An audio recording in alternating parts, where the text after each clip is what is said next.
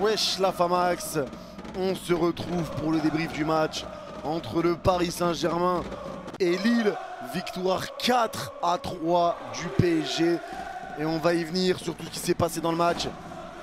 Mais tout d'abord, comme d'habitude, un grand merci à toutes les personnes qui étaient présentes sur le live. Un grand merci à vous la famille, comme d'habitude, vous avez été monstrueux, vous avez été très nombreux. Donc un énorme merci à vous pour votre confiance comme d'habitude. Et merci à ceux qui prendront 2 secondes pour liker et mettre un petit commentaire sur ce débrief pour le référencement. Merci à vous la famille, vous êtes des rois. Et maintenant on va parler de ce match. Et sacré match, hein. Sacré match. Victoire 4-3. Ouverture du score et 2 buts d'avance pour le Paris Saint-Germain dans les 20 premières minutes, où on se dit qu'enfin on a le droit au bonheur. On y croit, on entame bien. Mbappé est en feu, Mbappé est bien servi, Mbappé trouve pas mal de situations. But d'Mbappé, but de Neymar, ça se passait très très bien. On prend un but derrière sur coup de pied arrêté, enfin sur coup de pied arrêté sur corner qui a été joué à 2. Mais vraiment sur les centres, on est horrible défensivement, on est très mauvais. On prend un but là-dessus. Derrière, deuxième mi-temps, Neymar se blesse. On prend un but, tu as une égalisation sur penalty. On prend le 3-2 et ça sort de nulle part. Mbappé qui vient égaliser et Messi qui donne la victoire au PSG. Bref, on va revenir sur tout ça. Et on va parler joueur par joueur. Et déjà Donnarumma. Bon, Donnarumma, pas énormément de choses à dire. Des parades, il en a fait surtout au début du match. Après voilà, pour moi il n'est pas impeccable sur les 3 buts qu'on prend. Pour moi il peut faire mieux. Il peut faire mieux à chaque fois, mais bon, c'est comme ça, il prend 3 buts. Maintenant, je ne vais pas m'éterniser sur lui, Donnarumma, c'est toujours la même chose. C'est bon sur sa ligne, toujours un jeu au pied qui est un peu inquiétant.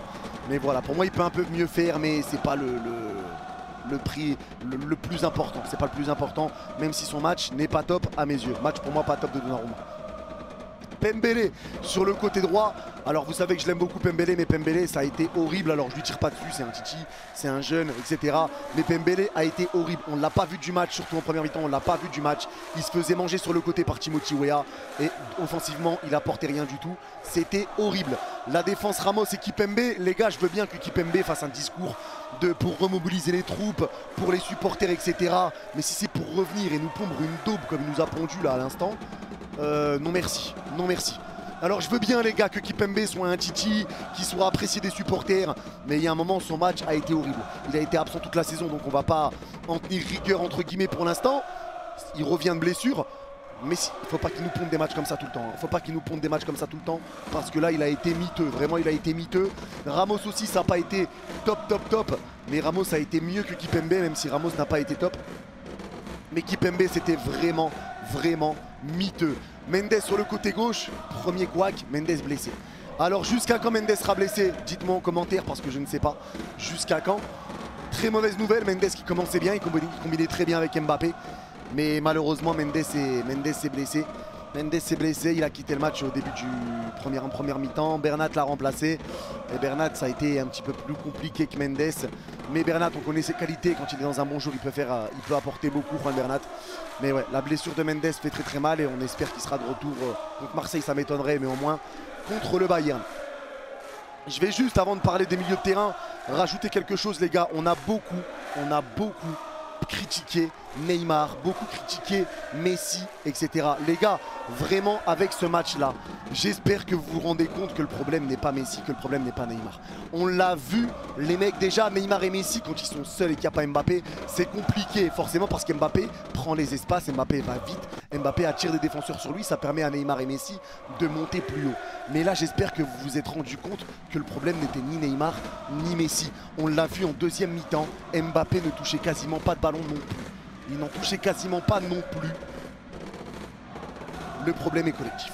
Le problème est collectif, je le répète, et c'est pour ça que je m'entête tout le temps à défendre Messi, Neymar, même si Messi n'a pas été très bon en première mi-temps, et même en deuxième mi-temps, ça n'a pas été top, jusqu'au moment où Paris a commencé à essayer de pousser. Et c'est lui qui nous sauve. Encore une fois, et ça avait déjà été le cas face à Toulouse. Mais les gars, faut arrêter de critiquer Neymar, faut arrêter de critiquer Messi très facilement comme ça. C'est le collectif qui n'est pas bon.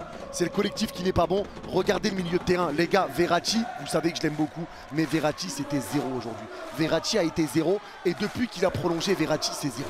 Depuis qu'il a prolongé, ça fait quelques matchs que Verratti, ça va pas. Vitinha, c'est toujours aussi mauvais, même s'il ne fait une passe D à Neymar. Vitinha, toujours aussi un flop, toujours aussi mauvais. Et Fabian Ruiz, que voulez-vous que je vous dise les gars, Fabian Ruiz c'est atroce. On n'a pas de milieu de terrain et le problème qui se pose, il est là. C'est qu'on n'a pas de milieu de terrain. Les actions qu'on avait en première mi-temps, c'était Mendes qui récupérait la balle et qui combinait avec Mbappé sur le côté. C'était ça les actions, c'était ça. Le premier but c'est Mendes qui sert Mbappé, Mbappé qui fait son festival tout seul. Le deuxième ça part de Neymar qui sert Mendes, qui repart avec Neymar derrière. Ça part du côté gauche, et c'est pas les milieux. C'est pas les milieux, même si Vitinha remet la passe à Neymar derrière. Mais c'est pas les milieux n'apportent rien.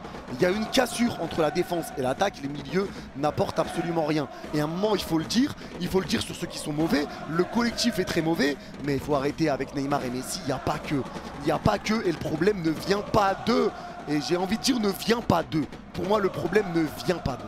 Ça vient pas d'eux, ça vient du collectif qui est vraiment très mauvais et on n'arrive pas à les servir. Et ça m'énerve quand je vois certains frapper sur Neymar, sur Messi, alors que l'équipe est mauvaise tout simplement.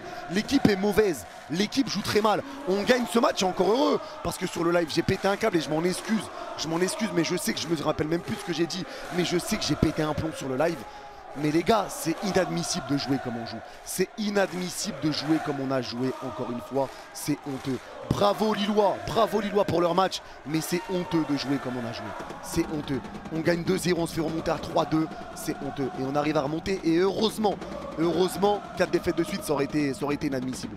Et ceux qui disent que Galtier ne doit pas partir, vous voulez qu'on attende quoi les gars? Vous voulez qu'on attende 4 défaites du coup? Vous voulez qu'on attende que le Bayern nous sorte? Vous voulez qu'on attende que Marseille nous prenne le titre?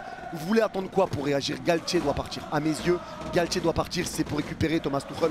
Je préférerais n'importe qui. Mais pour moi, Galtier doit quitter le Paris Saint-Germain, c'est terminé. Et c'est pas le seul les gars, Fabian Ruiz, comme je l'ai dit, ça a été horrible et c'est toujours horrible dans tous les cas. Fabian Ruiz, Verratti, ça a été mauvais depuis sa prolongation, et Vitinha, il enchaîne les flops. Vitinha enchaîne les mauvais matchs, mais Carlos Soler, les gars, Carlos Soler est rentré, alors je ne sais même pas pourquoi il l'a fait rentrer, défenseur droit en plus.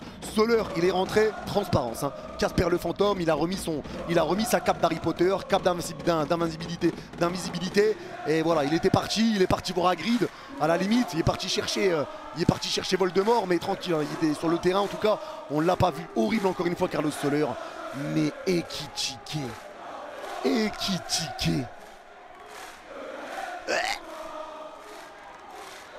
Il est nul, mais d'une nullité. J'ai jamais vu un mec aussi nul. On dirait un ficello sur le terrain qui sait pas contrôler ses jambes. On dirait une voiture télécommandée que tu donnes à ton petit frère. Il est là.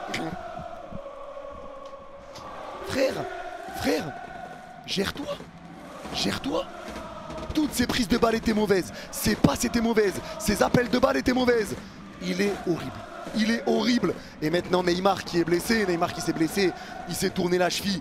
Et à mon avis il sera absent même sur le match contre le Bayern. À mon avis, vu comment ça a tourné, j'espère qu'on va pas se taper Ekitike ou Soler. Je préfère qu'on rajoute un défenseur central que mettre Ekitike ou Soler. J'espère, surtout si c'est Galtier qui reste, j'espère qu'il va prendre les bonnes décisions. Mais vraiment les gars, ce match, heureusement qu'on le gagne parce que j'aurais pété un câble. Là, on se déplace à Marseille. Je rappelle que je commenterai le match contre Marseille sur la chaîne YouTube de Winamax avec Mohamed Eni, les gars. Ceux qui me chercheront, je serai avec Mohamed Eni sur Winamax. Mais voilà, là, on va être... Heureusement que ça a été gagné, ça a été un match encore calamiteux les gars, on a eu énormément de mal. Le retour d'Mbappé fait plaisir, Mbappé est déterminé, mais on a vu, en tout cas j'espère que vous avez vu que le problème n'est pas forcément Neymar Messi, que c'est vraiment un problème au milieu de terrain et un problème collectif qu'il faut régler. Parce que là, prendre 3 buts encore une fois au Parc des Princes et être mené jusqu'à la 86e, c'est inadmissible. Et Messi a été le sauveur les gars. Mbappé est le meilleur joueur du monde, par contre je ne veux rien savoir. Mbappé est le meilleur joueur du monde. Personne n'est meilleur que lui intrinsèquement. À l'heure où on parle, il tabasse Haaland. Je vois, il y en a qui font des débats. Haaland, Mbappé, Rashford. Mbappé tabasse tout le monde. Mbappé intrinsèquement est le meilleur joueur du monde actuellement. Léo Messi, c'est le GOAT. Léo Messi est un héros. Léo Messi est le meilleur joueur de l'histoire. Et moi je continuerai de leur faire confiance et j'espère que ça va aller contre le Bayern. Mais là c'est vrai que le match a été quand même très décevant sur un point de vue collectif. En tout cas n'hésitez pas à me dire ce que vous en avez pensé en commentaire. Merci à ceux qui like avant de partir. Prenez soin de vous, on se revoit ce soir pour le match du Barça face à Cadix. Prenez soin de tout le monde. Bye bye. Et allez pas malgré tout.